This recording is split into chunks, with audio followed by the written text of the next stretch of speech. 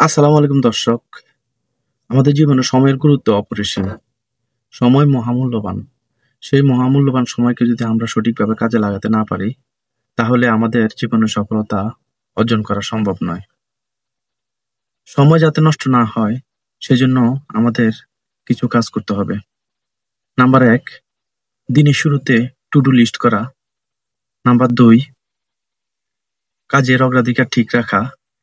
Number ৩, নির্দিষ্ট সময়ে নির্দিষ্ট কাজ করা। নাম্বার ৪, সোশ্যাল মিডিয়ার ব্যবহার সীমিত করা। নাম্বার ৫, দিনের শেষে সকল কাজের রিভিউ করা ইত্যাদি।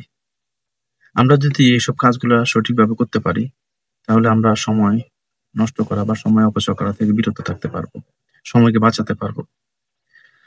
দর্শক, ভিডিওটি যদি আপনাদের ভালো লেগে থাকে, তাহলে ভিডিওটিতে লাইক, কমেন্ট, শেয়ার করবেন এবং অন্যকে ভিডিওটি দেখার সুযোগ করে দিবেন। ধন্যবাদ সবাইকে।